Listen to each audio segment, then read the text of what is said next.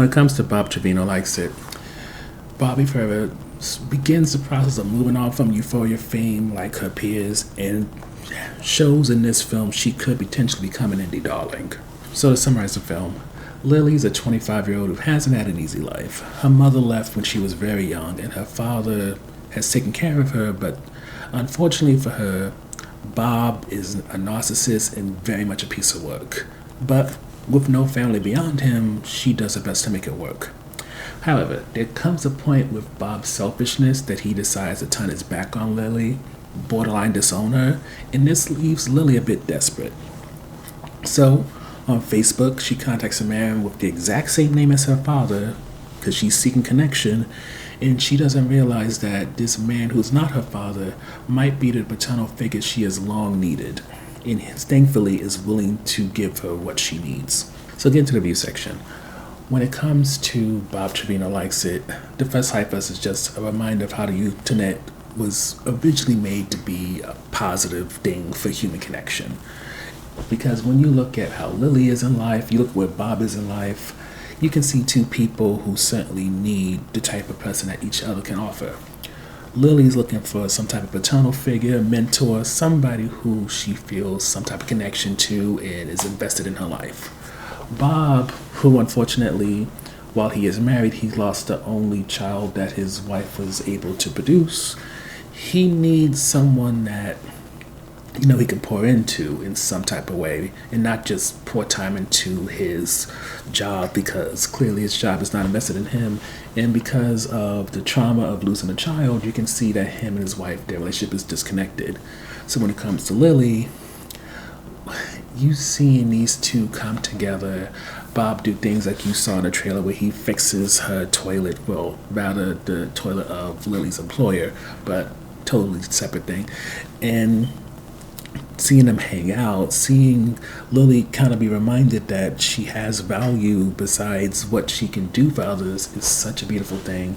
And then in return, Bob having someone who enjoys his little eccentricities and who wants to really spend time with him and do stuff that he likes, like camping, it truly becomes like this reminder that as much as the internet has become a place which has led to factions, terrible political things, and fake news and all that type of stuff, at its purest form, the internet can do such wonders for people and bring them the type of connection that allows them to, beyond their daily lives, connect with people and find fulfillment that can be sometimes difficult to find if you're just walking out onto the street and going through your daily routine. And with that said, the second highlight for us is that almost everyone gives you an emotional reaction, whether it's Papa Bob or surrogate dad Bob, Lily, or even the people who are in their lives. In terms of Lily's employee, who's a young woman who has a degenerative muscle or bone disease, I forget which one. Then of course you have surrogate dad Bob's wife, who at first you may think is just using it for his money so that she can keep doing scrapbooking, but then you realize that just as much as Bob has kind of become stagnant because of his grief, his wife is trying to process her grief through making scrapbooks about people's memories, her memories, and she even makes one for Lily, which is very sweet and toward the end so tear-inducing. And honestly, as much as it's recognized that this movie could have gone to those type of places, it wasn't really expected in the beginning. It seemed like it's going to be a bit of a dark comedy, and when it goes to places which can make you cry, it's going to probably take you kind of off balance enough where you may cry more than you expect to. Which leads to the on the fence topic, and it's not necessarily a bad thing, but I will say that for a good part of the movie, this can feel quite slow. And it's mainly because even though Papa Bob is a narcissist and he can get a little bit dramatic at times, this is very much an even-keeled movie where nobody's really trying to do anything big.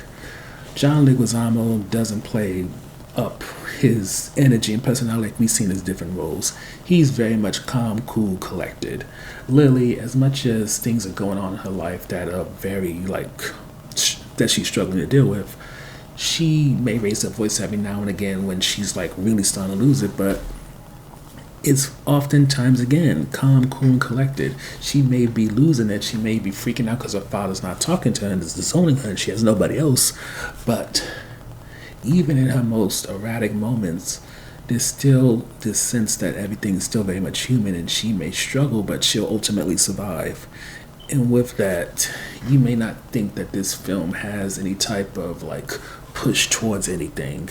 And it's not until the end when things start to truly happen, that's when the film kind of clicks in and then you really get to fully connect and again, potentially get very emotional.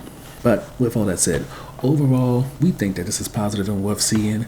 To me, this is Barbie Ferreira really having her moment to potentially blow up like a fellow Euphoria alumni in terms of Zendaya and Sydney Sweeney. And granted, this is not a huge movie. This is very much an indie movie.